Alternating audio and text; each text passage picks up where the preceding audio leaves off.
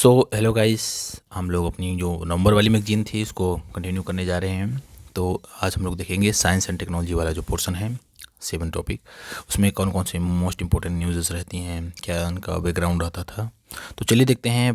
पहला जो है नेशनल वन हेल्थ मिशन। ठीक है, गवर्नमेंट ने national one health mission launch किया है। क्या है ये वन हेल्थ मिशन, इसको देखते हैं। अ मल्टी सेक्टोरियल इनिशिएटिव, ठीक है, integrating human, livestock, wildlife and environmental health to strengthen coordinated surveillance, diagnostics and outbreak response. तो ये जो तरह का इनिशिएटिव है, ये मल्टी सेक्टरल इनिशिएटिव है। इसमें बहुत सारे सेक्टर इन्वॉल्व रहेंगे। इसमें ह्यूमन, आदमी के साथ साथ जो पशु पक्षी हैं उनकी वाइल्ड लाइफ और इन्वायरमेंट के हेल्थ को भी स्ट्रेंथन किया जाएगा और कोऑर्डिनेट किया जाएगा साथ में कि किस तरह से उसका काम चलेगा। साथ में सर्विलेंस भी साथ में होगा, डायग्नोस्टिक्स भी कोऑपरेट करके होगा और आउटब्रेक रिस्पॉन्स भी देखा जाएगा किस तरह से अगर आउटब्रेक हो जाता है। जैसे कि जूनोटिक डिसीजेस होती हैं जो जानवरों से कुछ वायरसेस से और कुछ पैथोजेंस के द्वारा ह्यूमन में ट्रांसफ़र होती हैं, उसके द्वारा कैसे इफेक्ट होता है। तो इस तरह से एनिमल और ह्यूमन एक दूसरे से कनेक्टेड रहते हैं। उसी के लिए उसको one health one mission programme दिया गया है। जैसे इसमें आप देख सकते हैं कि human health and animal health are interdependent at the same time both depend on the environment. ठीक है, ये ह्यूमन हेल्थ हो गया। इसकी डाइट जो रहती है कहाँ डिपेंड रहती है, कभी एनिमल पर डिपेंड रहेगी डाइट के लिए, इन्वायरमेंट के लिए डिपेंडेंट रहेगा। क्लाइमेट चेंज इन्वायरमेंट से इफेक्टेड है, इससे ह्यूमन हेल्थ भी इन्फेक्टेड होगी। जैसे वाटर पोल्यूशन हो गया तो इन्वायरमेंट से रिलेटेड है, लेकिन इसका इफेक्ट ह्यूमन हेल्थ पर भी होगा, एनिमल हेल्थ पर भी होगा। पॉपुलेशन मूवमेंट जो हो रहा है, ये जैसे ह्यूमन वाला एस्पेक्ट हो गया, लेकिन इसका इफेक्ट इन्वायरमेंट भी पड़ सकता है, एनिमल हेल्थ पर भी पड़ेगा। एनिमल और वाइल्ड लाइफ हम लोगों ने देखा था पिछली वाली वीडियोज़ में कि कैसे ह्यूमन और वाइल्ड लाइफ कन्फ्लिक्ट्स होते हैं।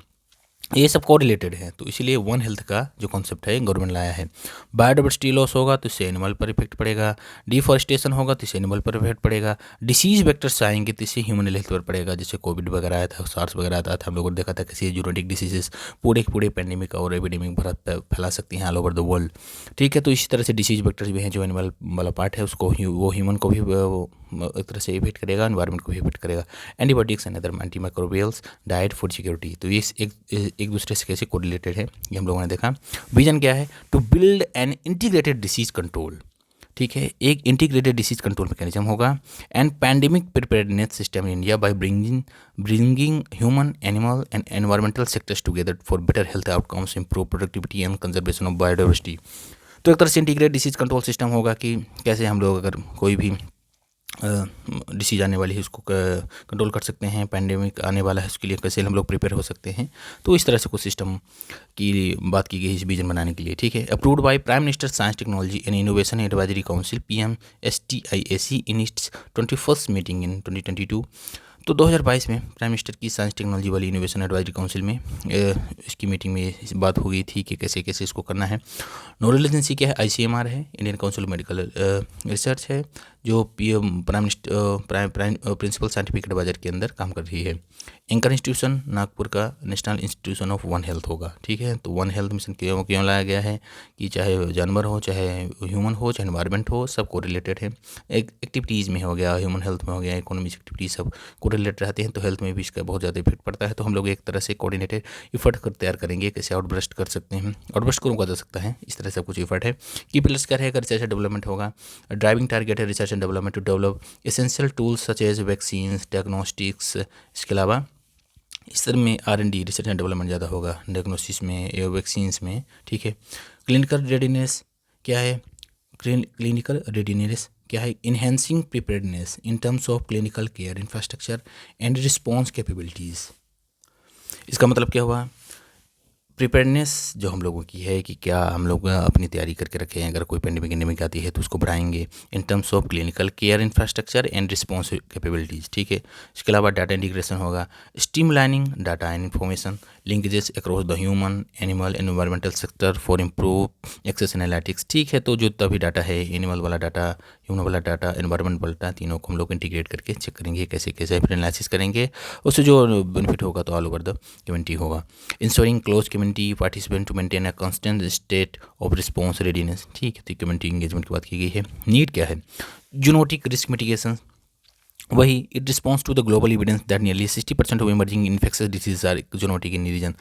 जो अभी जितने भी इन्फेक्शस डिसीज़ हो रही हैं उसमें से मोस्ट ऑफ द 60% जितने भी डिसीजेस हैं इन्फेक्शस डिसीज़ वो मेनली जूनोटिक रहती है। जूनोटिक मतलब क्या रहती है कि पहले वो जानवरों में किसी तरह की उनकी एक्टिविटीज़ से किसी तरह से उनमें पैथोजन से पैदा होती हैं, फिर धीरे धीरे वो जो by the contact with the man, by चाहे वो बायोलॉजिकल कंटेक्ट हो, मतलब कि तरह से खाने पीने से हो या फिर इन्वायरमेंटल कंटेक्ट हो, इस तरह से ह्यूमन में ट्रांसफ़र होती हैं। तो most of the genetic dis है, इससे रिस्क मिटिगेशंस कम होगा जेनेटिक का। पैंडेमिक प्रिपेयरनेस होगा, एक तरह का जो पैंडेमिक आ जाएगा जैसे कोविड होगा उस तरह से हम लोग कैसे प्रिपेयर रहेंगे पहले से ही, अगर हम लोग इंटीग्रेटेड स्टडी वगैरह ये सब किए रहेंगे तो stabilises predictive and preventive health security architecture, shifting in a from a reactive response model to an anticipatory system based public health framework। अभी क्या है, हम लोगों को जो हेल्थ मॉडल है वो रिएक्टिव रिस्पॉन्स मॉडल है कि यानी कुछ अगर आउटब्रेक हो गया, कोई पैंडेमिक कुछ हो गया तो हम लोग क्या करेंगे, उसमें रिएक्शन देंगे रिस्पॉन्स का। तो वो मॉडल है, उससे हम लोग किसमें शिफ्ट होने जा रहे हैं, anticipatory systems based public health framework. ठीक है। Rise of anti microbial resistance, anti microbial resistance मतलब कि बहुत सारे एंटीबायोटिक्स हाल आजकल, मतलब ये तो पिल पॉपिंग हो चुका है, पिल पॉपिंग एक कल्चर हो चुका है कि सर दर्द एंटीबायोटिक, मूड स्विंग एंटीबायोटिक, बुखार एंटीबायोटिक, जोड़ों में दर्द एंटीबायोटिक, कुछ भी हो तो एंटीबायोटिक। एंटीबायोटिक की माइक्रोबियल रेजिस्टेंस यानी एक तरह का रोग होता है कि इस तरह के जब बहुत सारे एंटीबायोटिक अपनी बॉडी में आप खाते जाएंगे तो इससे क्या होगा कि आपकी बॉडी का जो इम्यून सिस्टम हो वीक हो जाता है, और जो पैथोजेंस जो हैं आपकी बॉडी में वो उनकी जो सेल होती है, आउटर सेल होती है, अपनी सेल को एक तरह से मॉडिफाई कर लेते हैं कि फ्यूचर में अगर कोई भी अब ये पर्टिकुलर स्टैंडर्ड का अगर एंटीबायोटिक खा रहे हैं तो इस सेल वॉल को पेनिट्रेट नहीं कर पाएगी, उसको डिपेट नहीं कर पाएगी, इस तरह से वो रेजिस्टेंस दिखाते हैं, इसलिए उसको एंटी माइक्रोबियल रेजिस्टेंस कहा जाता है। Misuse of antibiotics in human life stock and aquaculture accelerating resistance. ठीक है, ये रीजन है एक। क्लाइमेट चेंज इम्पैक्ट क्या होगा, changing climate patterns are expanding the range of vectors like mosquitoes, increasing diseases such as dengue and malaria. Climate change से क्या होता है कि greenhouse gas emissions, climate change ये बढ़ेगा, गर्मी बढ़ेगी, ह्यूमिडिटी, ये सब एक दूसरे से लिंक है। इससे क्या होगा कि मॉस्किटोज की जो ब्रीडिंग होगी और जो कुछ अदर वेक्टर्स होंगे जो इसको फैलाते हैं, मतलब कि बीमारी को फैलाते हैं, वो उनकी मतलब वृद्धि हो रही है पॉपुलेशन में। Livelihood protection enhances livestock health, productivity, disease resilience, contributing to higher farmer incomes and greater rural economic stability। हाँ, इससे लाइवलीहुड प्रोटेक्शन भी होगा क्योंकि हम लोगों ने वन हेल्थ में देखा है कि वन हेल्थ में ह्यूमन का रहेगा, ह्यूमन का, एनिमल का और इन्वायरमेंट का, तीनों का रहेगा। तो एनिमल की भी अच्छी हेल्थ रहेगी, जो मिल्स एनिमल्स रहते हैं जैसे गाय भैंस बकरी और ये रहती हैं, तो उनका जो हेल्थ रहेगा तो सही रहेगा। तो इससे एक फिक्स इनकम किसान की आती रहेगी। दिन तो ऐसा हो जाता है कि अगर कोई इनको डिसीज़ हो गया, कोई बीमारी हो गई तो 1 या 2 साल के अंदर बेचारी मर जाती हैं कुछ भी कारण। तो इस तरह से इनकी फार्मर की इनकम भी एश्योर रहेगी। ग्रेटर रूरल इकोनॉमिक स्टेबिलिटी, तो रूरल की इकोनॉमी भी तरह से स्टेबल रहेगी। Ecosystem health strengthens wild life disease surveillance and biodiversity monitoring in reinforcing ecological security and addressing environment linked disease dynamics। तो इकोसिस्टम बनाया जाएगा तरह के वाइल्ड लाइफ डिसीज सर्विलेंस के लिए, अब बायोडाइवर्सिटी मॉनिटरिंग के लिए। ठीक है। ग्लोबल अलाइनमेंट क्या है, इंडिया जो है WHO के साथ, फूड के साथ और WOH के साथ, यूनाइटेड नेशन एनवायरनमेंट प्रोग्राम के साथ वन हेल्थ क्वाड्रिपेटल करने जा रहा है, जिसमें positioning the country as a regional leader in integrated health governance. ठीक है। जिसमें वो इंडिया को कहाँ पोजीशन करेगा, रीजनल लीडर में, हेल्थ गवर्नेंस में। ठीक है। वे फॉरवर्ड क्या है, legal mandate, establish a statutory or formally notified intersectorial coordination authority to institutionalize convergence across human, animal and environmental health domains। इसका मतलब क्या हो गया कि जो एक तरह का स्टेटूटरी और इंटरसेक्टोरियल कोऑर्डिनेशन अथॉरिटी होनी चाहिए जो ह्यूमन, एनिमल और इन्वायरमेंटल हेल्थ के डोमेन्स को एक तरह से कोऑर्डिनेट करें। कैपेसिटी बिल्डिंग बढ़ाना पड़ेगा हम लोगों को। prioritize systematic training in veterinary epidemiology, wildlife disease surveillance, genomic science and field diagnostics to strengthen technical and operational capacity। अब ऐसा नहीं है कि जो हम लोगों ने देखा है कि क्या हालत है हेल्थ का सेक्टर का, खासकर तो वेटनरी डिपार्टमेंट में, एपिडेमियोलॉजी में, भाई टेक्निकल क्या, उनको तो नॉर्मल भी कुछ नॉलेज नहीं रहता है। तो कैसे उनकी कैपेसिटी बिल्डिंग बढ़ाएंगे, उनको टेक्निकल और ऑपरेशनल जो स्ट्रेंथ है उनकी बढ़ा देंगे। तो इस तरह से इसकी बात की गई है। State level strengthening, set up a state one health cells with dedicated financial resources, trained manpower. राज्यों को भी हम सहायता देंगे, कैसे, एक तरह से फाइनेंशियल रिसोर्स देना पड़ेगा, फिक्स अमाउंट देना पड़ेगा बजट में से। Man power, trend man power रहनी चाहिए स्किल की डेवलपमेंट करने के लिए। जो भी PM प्रधानमंत्री स्किल डेवलपमेंट कुछ प्रधानमंत्री कौशल विकास केंद्र जो रहते हैं उसी में से कुछ युवकों को ये करके ये स्टेट्स में स्किल्स डेवलप कर सकते हैं। And technological support ensure decentralization decentralized implementation, ठीक है। Improve diagnostics and technological innovations, develop unified national one health digital platform to enable real time data fusion, risk assessment and coordinated decision making across ministry. तो एक तरह से platform होना चाहिए national one health digital platform, जिसमें जितने भी states हैं सब स्टेट अपने आकर के यहाँ के जो डाटा रहता है इसमें डाटा को प्रोवाइड कराएंगे, ठीक है। तो एक तरह से ये यूनिफाइड प्लेटफॉर्म होना चाहिए। क्लाइमेट चेंज एडॉप्टेशन क्या होना चाहिए? With climate change potentially influencing the transmission dynamics of diseases, research into its impacts and the development of climate adaptation control strategies are required, ठीक है। तो क्लाइमेट चेंज का भी एडॉप्टेशन होना चाहिए, क्लाइमेट इफेक्ट नहीं होना चाहिए, क्लाइमेट का क्या कैसे करना है ये भी है। ग्लोबल पार्टनरशिप क्या है? Expand strategic collaboration with WHO, इसके साथ हम लोग अपना कोलैबोरेशन बढ़ाएंगे, इस तरह से वर्ल्ड लेवल पर चीज़ को रखेंगे कैसे कैसे बात चीज़ हो रही है, because align with the global standards and enhance cross border disease preparedness, ठीक है। जो बात करेंगे कि भाई ये बीमारी एक जगह नहीं रहती है, कोई बॉर्डर नहीं देखती है, कोई देश नहीं देखती, कोई सीमा नहीं देखती है, कोई धर्म नहीं देखती है, ये डिसीज अगर कहीं जगह से फैल रही है तो फैलती ही रह जाएगी। इस तरह से हम लोगों को वर्ल्ड लेवल पर भी कोलैबोरेट करना पड़ेगा, ठीक है। Initiatives related to one health approach क्या क्या है? Centre for one health supporting unit within department of animal husbandry and dairying में BSL-3-4 लैब नेटवर्क बनाया गया है, one health joint plan of action बनाया गया है। तो ये कुछ हैं, पहले देखते हैं कि सेंटर फॉर वन हेल्थ क्या है। कोऑर्डिनेट एफर्ट्स रन्स प्रोग्राम, जैसे रेबीज़ के लिए जो प्रोग्राम बनाया जा रहा है, जूनोसिस के लिए, लेप्टोस्पायरोसिस के लिए, स्नेक बाइट के लिए, and promote the one health approach in India, ठीक है। जितने भी एफर्ट्स बनाए जा रहे हैं सबको कोऑर्डिनेट करने के लिए centre for one health at NCDC के लिए बनाया गया है। One health supporting unit within department of animal husbandry and dairying, specialise team of experts, जैसे वेटरनरी वाला अलग रहेगा, हेल्थ वाला अलग रहेगा, वाइल्ड लाइफ और डाटा के लिए सबका अलग रहेंगे, सब कोऑर्डिनेट करेंगे, ठीक है। Stabilise to implement the national one health programme framework in India, ये लैब बनाई जाएगी। National network of high security labs for rapid analysis of disease outbreak across sectors, तो हाई सिक्योरिटी वाली लैब बनाई जाएंगी जो एनालिसिस करेगी कि डिसीज आउटब्रेक कैसे हो रही है अक्रॉस द सेक्टर्स, चाहे वो ह्यूमन सेक्टर्स में हो, चाहे एनिमल सेक्टर में हो, चाहे एनवायरमेंटल सेक्टर में हो। One health joint plan of action, collaborative framework for 2022-2026 created by the Quadripartite Alliance, FAO, NEP, WHO and WOS to promote the One Health approach globally।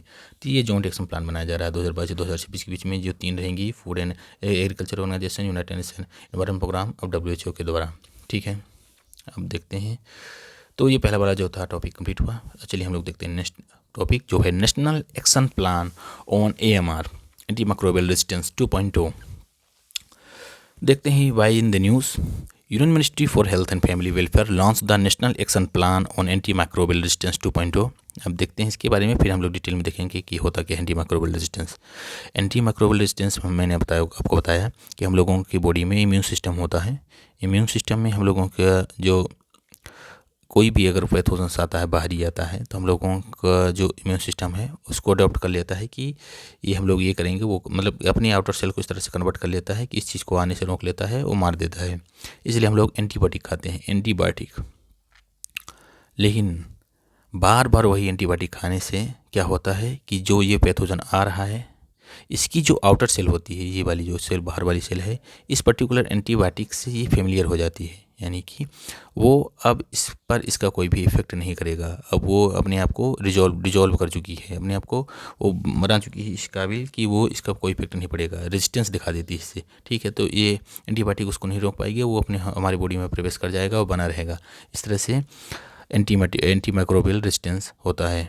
क्यों होता है? इसका बहुत सारा वो देखा गया है कि इंडिया में पिल पॉपिंग कल्चर चल रहा है, बहुत सारी दवाइयों को हम लोग ऐसे ही खा लेते हैं कि कोई मतलब ही नहीं रहता है। और इसके अलावा ये भी देखा गया है कि पहले देखते हैं AMR होता क्या है। एंटी माइक्रोबियल रेजिस्टेंस होता है, जिसको हम लोग साइलेंट पैंडेमिक बोलते हैं, साइलेंट पैंडेमिक। ये तब होता है जब बहुत तरह के माइक्रो ऑर्गेनिजम्स होते हैं, जैसे कि बैक्टीरिया हो गया, वायरस हो गया, फंगस हो गया, और तरह के जो पैरासाइट होते हैं, वो एक तरह के अपने आप को इवॉल्व कर लेते हैं, अपने आप को ढाल लेते हैं, और एंटी माइक्रोबियल जो हम लोग ये दवाई खाते हैं उसमें अपना रिस्पॉन्स करना जो है वो बंद कर देते हैं। इसलिए जो ये अपने आप को इवॉल्व करके जो नया बग बनता है उसको सुपर बग कहा जाता है, ठीक है। इसके अलावा इसमें ये भी देखा गया है कि इसके मतलब कि इसको आप इस तरह से समझ सकते हैं कि एक ज़माने में था, दादाजी के ज़माने में, मान लीजिए दादाजी के ज़माने में ये रहता था एक मच्छर, ठीक है, ये मॉस्किटो। मॉस्किटो पहले क्या था कि हम लोग एक कोयल जला करके इसको भगा देते थे, ठीक है, लेकिन धीरे धीरे वो क्या हुआ, इस तरह से इसकी जो मान लीजिए, समझ लीजिए, जो गरीब मच्छर रहते थे, मतलब कि कमज़ोर मच्छर, वो मर गए। अब बचे बहुत सारे स्ट्रॉन्ग मच्छर, ठीक है। तो आज के स्ट्रॉन्ग मच्छर में ये ऐसा नहीं है कि वो इस तरह से नए मच्छर बन गए, वही मच्छर हैं, बस उनमें की जो उनकी जो सेल्स रहती हैं पर्टिकुलर इम्यून सिस्टम वाली, उनमें क्या उन आउटर सेल उनकी ऐसी परिवर्तित हो चुकी है कि ये वो जो कोयल रहती है, कोयल के पर्टिकुलर प्रभाव से उन पर कोई भी इफेक्ट नहीं पड़ता है। अब इसलिए हम लोग तरह के वेपराइजर्स है, ये है वो है, हाई में लो में चालू करके सोते हैं, फिर भी वो मच्छर इस तरह से उधर घूमता रहता है। तो आप समझ सकते हैं किस तरह से ये इवॉल्व हुआ है, सुपर बग कहला सकता है, ठीक है। अब इस तरह का फैक्टर क्या है, हम लोगों के कल्चर में इतना ज़्यादा फैक्टर क्यों है ये कि एंटीमाइक्रोबियल रेजिस्टेंस इतना फैल रहा है, ये तो अब क्या ही बताएं। मतलब एक है पील पॉपिंग कल्चर। पील पॉपिंग कल्चर मतलब कि आपको बताया ना कि कुछ भी हुआ, मूड ख़राब हुआ, ये हुआ वो हुआ, भाई खा लो एंटीबायोटिक। जैसे डोलो 650 के बारे में कहा ही जाता है कि भाई ये तो कैडबरी जैम है, कैडबरी जैम की तरह इसको हम लोग खाते रहते हैं, ठीक है। इसके अलावा इसका इफेक्ट क्या पड़ता है, जैसे कि ये तो ह्यूमन के लिए हो गया, जैसे कि अगर एनिमल के लिए देखेंगे तो एक कोलिस्टीन नाम का, कोलिस्टीन, एक मिनट इसको लिख देते हैं, कोलिस्टीन, ये रहा, कोलिस्टीन नाम का एक एंटीबायोटिक होता है, एंटीबायोटिक होता है ये। जैसे कोई मुर्गा हो गया, मुर्गी हो गई, छोटी छोटी हो रही है ना, उनको ये एंटीबायोटिक खिलाई जाती है। ये अभी इतनी बड़ी रहेगी तो 1 महीने बाद, 15-20 दिन, 45 दिन बाद ये इतनी बड़ी हो जाएगी। फैटन के लिए, to fatten animals faster, to fatten animals faster, इस तरह की एंटीबायोटिक भी यूज होती है। इससे क्या होगा कि अब ये एंटीबायोटिक तो उसने खा लिया, इस मुर्गे ने खा लिया, ये मुर्गा खाएंगे, हाँ भैया, मतलब नॉन वेजिटेरियन वाले, मैं नहीं खाता, ये खाएगा मुर्गा एक नॉन वेज वाला, नॉन वेज जो खाता है। अब ये इसके अंदर जो AMR होगा, anti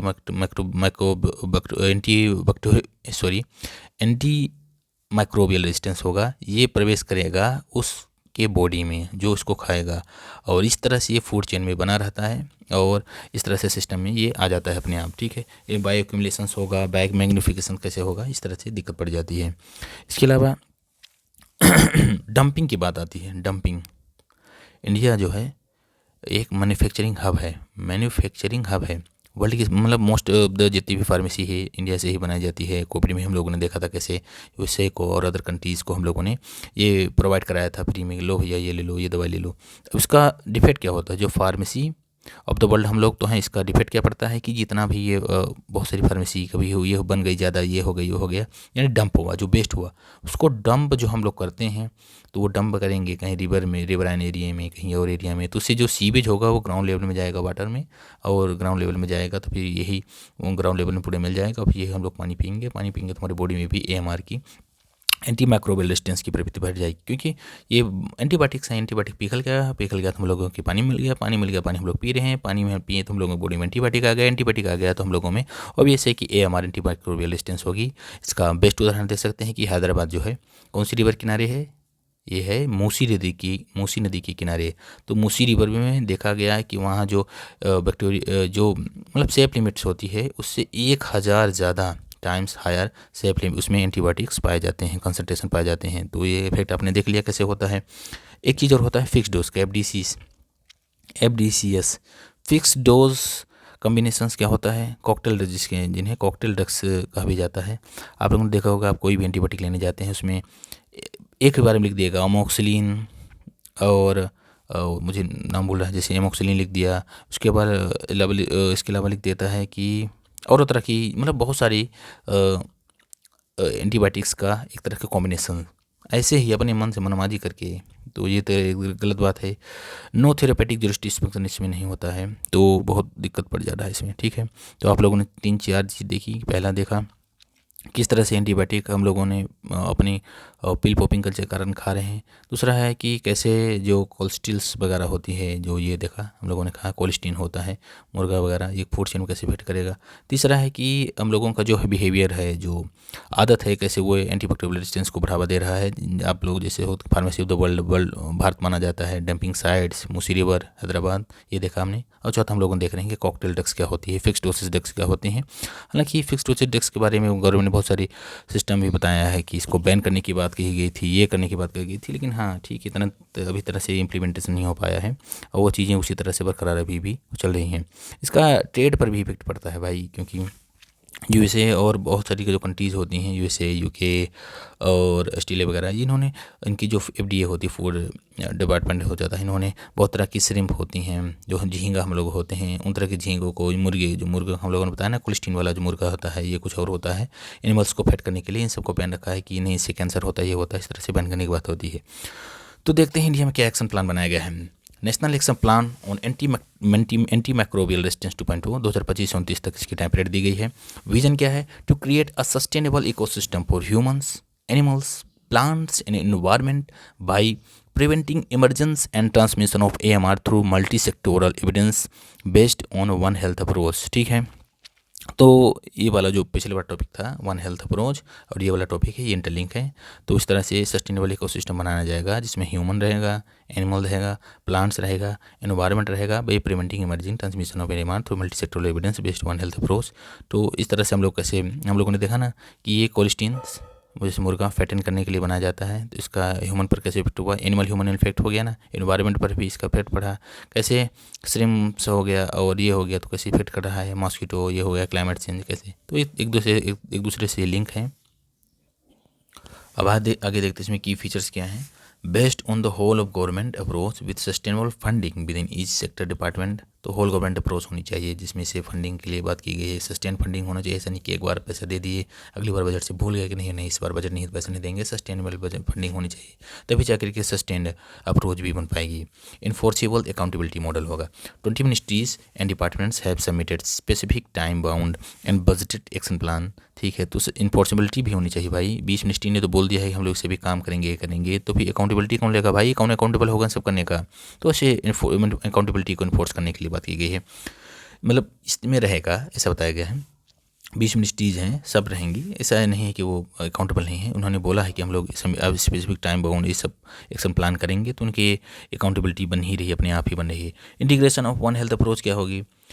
for the first time NAP 2.2 mandates the systematic surveillance of antibiotic residues and resistant pathogens in the environment। तो पहली बार ये मैंडेट्स बनाता है कि हम लोग सिस्टमेटिक तरह से सर्विलेंस करेंगे एंटीबायोटिक रेजिड्यू जो है एनवायरनमेंट में, और उसकी जो रेजिस्टेंस पैथोजेंस हैं, ठीक है, तो इस तरह से उसका स्टडी करेगा, देखेगा क्या कैसे चल रहा है। जॉइंट वर्किंग ग्रुप बनाया जाएगा जिसमें से नेशनल AMR स्टीयरिंग और मॉनिटरिंग कमेटी होगी जो रिजॉल्व करेगी इंटरसेक्टोरल कॉन्फ्लिक्ट्स को और इंश्योरिंग करेगी कि स्ट्रेटजिक अलाइनमेंट होना चाहिए। ठीक है, तो इस तरह से ये AMR और स्टीयरिंग और मॉनिटरिंग कमेटीज़ को जॉइंट वर्किंग ग्रुप को बनाया जाएगा, जो दिखाएगा कैसे ह्यूमन में और एनिमल में जो कॉन्फ्लिक्ट चल रहा है, मतलब किस चीज़ का कॉन्फ्लिक्ट चल रहा है, नॉर्मल चल रहा है, AMR का कॉन्फ्लिक्ट चल रहा है कि कैसे ये इसका इफेक्ट कर रहा है, इसका इफेक्ट कर रहा है, तो इस तरह से कॉन्फ्लिक्ट हुआ ना, तो उसको चेक करेगा, एनालिसिस करेगा। अदर्स क्या हैं? Facilitating data sharing, focus on genomic surveillance, prescription audits and anti microbial stewardship programme in hospitals to guide empirical prescribing. अभी एम्पिरिकल प्रिस्क्राइबिंग क्या होता है भाई, जो भी है डॉक्टर प्रिस्क्राइब कर रहा है तो बेस्ट प्रिस्क्राइब करना चाहिए, कैसे इसको मेंटेन करना चाहिए, हर बार में एंटीबायोटिक्स नहीं देनी चाहिए, तो ये बातचीत की गई है। ठीक है, 6 स्ट्रेटजी के ऑब्जेक्टिव्स कौन कौन से हैं? इम्प्रूव अवेयरनेस बढ़ाओ भाई, बात में एंटीबायोटिक मत खाओ, ये मैं बोल के वो भी बोल रहा हूँ, बात में एंटीबायोटिक मत खाओ, इससे बढ़ेगा आपकी बीमारी बढ़ेगी, बीमारी कम नहीं होती है। इसलिए लोगों में अवेयरनेस बढ़ाना है through effective communication, education and training. Reduce the incident of infection through effective infection prevention control, infections को कम करना है। Promote research and innovations, research innovations बढ़ाइए, फालतू में इतना AMR मत यूज़ करिए, ज़्यादा AMR यूज़ करने से ना गरीबी भी आएगी। कैसे? अभी आप नॉर्मल सस्ती वाली एंटीबायोटिक खा रहे हैं, बाद में आपकी इम्यून सिस्टम होता है वो इन पर्टिकुलर पैथोजेंस के लिए फिर ये रेजिस्टेंस नहीं होगा, मतलब तरह से ये रेजिस्ट नहीं कर पाएगा, तो फिर आपको महंगी वाली जो एंटीबायोटिक्स हैं उसको खाना पड़ेगा। अल्टीमेटली ये आपके पॉकेट पर ही खर्चा आ जाएगा, तो आप हो जाएंगे दयनीय स्थिति में, यानी हो जाएंगे गरीब। ठीक है, स्ट्रेंथन लेबोरेटरी कैपेसिटी, लैब की कैपेसिटी बढ़ाओ भैया, ऐसा नहीं होता सिर्फ रिसर्च करने के लिए बोल दिए, उसमें इक्विपमेंट्स कुछ नहीं है, तरह तरह के जो इक्विपमेंट्स आते हैं रिसर्च करने के लिए वो लाओ। ठीक है, optimise the use of antimicrobial agents in humans, animals, fish, food through uninterrupted access and judicial use of antimicrobials. तो इस तरह से जो एंटी माइक्रोबियल एजेंट्स हैं उनका यूज़ ऑप्टिमाइज यूज़ कैसे करेंगे, यूज़ कर मतलब रिसर्च करने के लिए, ये करने के लिए, वो करने के लिए गवर्नेंस सिस्टम को स्ट्रेंथन करना पड़ेगा। ठीक है, ठीक है। अब देखते हैं बिरसा 101। ठीक है, पहले देख लेते हैं सिकल सेल डिसीज़ क्या होती है। तो भैया सिकल सेल डिसीज़ जो होती है वो होती है आपके आरबीसी, मेनली आरबीसी में देखेंगे। ये होता है आरबीसी, मान लीजिए इस तरह से उसका शेप रहता है, कॉनक्लेव लेंस टाइप का शेप रहता है। तो सिकल सेल में क्या हो जाता है, सिकल मतलब हंसिया, जो आपकी आरबीसी का जो शेप रहता है वो ऐसे ना हो करके ये ऐसे हंसिए का टाइप का हो जाता है। ठीक है, और जो मेनली आरबीसी का नहीं होता है, जो आरबीसी के अंदर जो हीमोग्लोबिन पाया जाता है, हीमोग्लोबिन पाया जाता है, उसका जो मोलिकुल्स होता है वो जा कर के एबनॉर्मल हो जाता है, तब जा कर के ये हो जाता है इस शेप में। ठीक है, अब हेल्दी जो आपका आरबीसी होता है वो कौन से शेप में होता है, वो होता है बाई कॉन्वेक्स शेप में, बाई कॉन्वेक्स शेप में होता है, जिसका काम क्या रहता है, ऑक्सीजन को ट्रांसपोर्ट करना इधर से यहाँ से वहाँ। ठीक है, जबकि सिकल सेल में क्या हो जाता है, जो ये शेप रहता है वो सिकल शेप का या क्रिस्पेंट शेप का हो जाता है। ठीक है, आप देखते हैं इसमें होता क्यों है, इसका कारण क्या है। पहली बात तो एक जीन पाया जाता है बीटा ग्लोबिन जीन पाया जाता है, जिसमें म्यूटेशन होता है, जिसके कारण ये आपके अंदर ये डिसीज़ पाई जाती है। तो इस तरह से जो आपकी सिकल सेल डिसीज़ हुई, ये आपकी जेनेटिक डिसीज है, जेनेटिक डिसऑर्डर में आती है, जेनेटिक डिसऑर्डर में आती है। ठीक है, तो इस तरह की जो हीमोग्लोबिन है उसको कौन सा हीमोग्लोबिन कहा जाता है, SHBS, यानी कि हीमोग्लोबिन जो होता है उसके HHBS कहते हैं, जिसके म्यूटेशन के कारण ही आप लोगों को सिकल सेल एनीमिया होता है। नॉर्मल जो आरबीसी रहती है उसकी जो मतलब कि कब तक वो जिंदा रह पाती है, उसकी लाइफ देखते हैं, लाइफ स्पेन देखते हैं, तो 100 से 120 होता है। जबकि जो सिकल सेल वाली होती है वो 30 से 40 दिन में ही ख़त्म हो जाती है। अब इफेक्ट क्या होता है, जैसे कि आपकी हो गई आर्टरी बीन्स हो गई, तो नॉर्मल ये आरबीसी रहती हैं, ये तो चलती रहती हैं, तो यहाँ से कुछ पास हो रहा है तो ये कोई दिक्कत नहीं पड़ता है, नॉर्मल चली जाती हैं। लेकिन एक दूसरे को धक्का दे करके ये चलती रहती हैं। लेकिन जब बात आती है सिकल सेल की, तो ये रहा आपकी आर्टरी, सिकल सेल में इस तरह से शेप हो जाता है, इस तरह से शेप हो जाता है, इस तरह से हंसिए के आकार का। तो ये क्या होता है कि जैसे ही हो जाएंगी तो एक तरह से बंद कर देती हैं, ब्लॉकेज कर देती हैं, एक तरह से सिस्टम बंद कर देंगी, ब्लॉक कर देंगी। तो अच्छे तरीके से ऑक्सीजन का फ्लो नहीं हो पाता, कभी कभी तो ज़्यादा दिक्कत हो जाती है कि हार्ट ब्लॉक भी हो जाता है। तो ये सब दिक्कत हैं। It is a hereditary blood disorder caused by a mutation in the haemoglobin gene में होता है। मैंने आपको बताया कौन सा, उसका नाम क्या है, उसका नाम है बीटा ग्लोबिन जो आपका जो हार्मोन जीन है, उसमें जो म्यूटेशन होता है उसके कारण ये होता है। और इसमें क्या होता है, मेन सिकल डिसीज होता है, इसको हीटेरोजाइगोट भी कहा जाता है। मतलब कि एक नॉर्मल बीटा ग्लोबिन ही होता है, एक एबनॉर्मल होता है। ठीक है, हेटेरोजाइगोट भी कहा जाता है। इसमें एक तो नॉर्मल होता है, एक एबनॉर्मल बीटा ग्लोबिन जीन होता है, जिसके कारण ये बॉडी को इफेक्ट करता है। ठीक है, 30 से 40 इसमें को ख़त्म कर देता है। सबसे पहले इसकी खोज किसने की थी, जेम्स हेरिक ने सबसे पहले इसको देखा था कि क्या कैसे होता है, ये सिकल सेल होता है। ठीक है, मैकेनिज्म क्या है, it leads to sickle shaped red blood cells that block blood vessels and reduce oxygen delivery to tissues. ठीक है, तो इस तरह से ऑक्सीजन की डिलीवरी को एक इफेक्ट करता है। इस तरह से मतलब ये इसमें प्रॉपर ऑक्सीजन नहीं पहुंच पाता है टिश्यूज़ में। ठीक है, इम्पेक्ट क्या करेगा, एनीमिया हो जाएगा, डैमेज टू लंग डैमेज हो सकता है, हार्ट, किडनी, आई, बोन्स, ब्रेन में। मोस्टली ये देखा गया है कि जो म्यूटेंट्स होता है ये ट्राइब्स में सबसे ज़्यादा देखा जाता है। ठीक है, मोस्टली ये ट्राइब्स में सबसे ज़्यादा ये जो जेनेटिक डिसऑर्डर पाया जाता है, जेनेटिक डिसऑर्डर ट्राइब्स में सबसे ज़्यादा पाया जाता है, इसके कारण उनमें ये इफेक्ट देखा गया है। इसी कारण अब इंडिया में एलिमिनेट टारगेट किया कि 2047 तक हम लोग इसको पूरी तरह से एलिमिनेट कर देंगे। 14.5% ऑफ ग्लोबल एसिडी बर्थ 2023 में इंडिया में अकाउंट किया था। It is mainly prevalent among tribals. ठीक है, ट्राइबल्स में ज़्यादा होता है। तो हम लोगों ने बताया ये कैसे क्या होता है, इसकी क्या थेरेपी है। अब इसलिए इसका जो नया है जो क्रिस्पर है, इसका नाम बिरसा रखा गया है, भगवान बिरसा मुंडा जी के नाम पर। भगवान बिरसा 101, क्योंकि ये ट्राइब थे, ट्राइबल से आप लोग समझ सकते हैं, जातियों के भगवान माने जाते थे, इसलिए उनके नाम पर ये आया है। सिकल सेल एनीमिया से बचाने के लिए CRISPR based gene editing therapy called Birsa 101 for sickle cell disease. It has been developed by CSIR के द्वारा बनाया गया है, institute of genomics and integrative biology के द्वारा। It has been called Birsa 101। It has been dedicated to Bhagwan Birsa Munda on his 150th birth anniversary. The technology transfer agreement has been signed between CSIR, IGBI and Serum Institute of India, Pune, ये Serum Institute of India Pune में है, which aims to enable scalable, affordable, Cas9 CRISPR-based therapies for sickle cell disease and other genetic disorders। तो हम लोग क्या करते हैं कि जो ये क्रिस्पर टेक्नोलॉजी होती है उसका मैकेनिज्म क्या होता है, इसको हम लोग नेक्स्ट वीडियो में देखते हैं। अभी इसका ऊपर बस देख लेते हैं कि ये क्या होता है। CRISPR stands for clustered regularly interspaced short palindromic repeats. अब होता क्या है, जैसे कि ये आपका हो गया, एक मिनट इसको बना देते हैं। ये हो गया आपका स्ट्रक्चर, ठीक है, DNA वाला हो गया, ठीक है, सॉरी ये गलत बन गया, ऐसे बनाते हैं, ठीक है। ये हो गया आपका DNA, ठीक है, इसको दूसरे कलर से करना था लेकिन कोई बात नहीं, एक बना कर देते हैं ना अभी। ये हो गया आपको, मान लीजिए आपका DNA हो गया, ठीक है, ये आपका DNA हो गया। तो पर्टिकुलर DNA में ये पूरा DNA जीनोम, ये आपका जो ऐसा इफेक्टेड जीन है ये, ठीक है, मैंने आपको बताया ना, ये बीटा ग्लोबिन जीन से होता है। जब ये डिफेक्ट हो जाता है तो मान लीजिए बीटा ग्लोबिन जीन है, ये आपका जो है ये डिफेक्ट हो गया, इतना पार्ट ये डिफेक्ट हो गया है। इसी डिफेक्ट के कारण जो इसका हर एक जीन मतलब होता ही है कि पर्टिकुलर जीनोम में जो आपका ये सेक्शंस है जीन, उसका ये काम रहता है कि वो पर्टिकुलर बॉडी के ट्रेट्स के लिए माना जाता है। जैसे कि ये जीन हो गया तो उससे बॉडी हेयर आपको कौन से कलर का होगा, आइस ये वाला यहाँ कोई जीन होगा, 2-3 ये मिला करके बनाएंगे तो आपके आँख का कलर कौन सा होगा, ये होगा। तो ये मान लीजिए पर्टिकुलर जीन है जिसे RBC के मैन्युफैक्चरिंग के लिए, ये प्रोटीन निर्माण के लिए बताता है ये, ठीक है, ये आदेश देता है। तो ये जीन डिफेक्टेड हो गया है, इसको बीटा ग्लोबिन जीन बोल सकते हैं। ऐसा है कि ये लॉन्ग वीडियो होने वाली है तो उसको हम लोग कल देखते हैं नेक्स्ट वीडियोज़ में, ठीक है गाइस, थैंक यू, मिलते हैं नेक्स्ट वीडियोज़ में, बाय। क्योंकि इसमें थोड़ा टाइम ज़्यादा लग जाएगा अभी।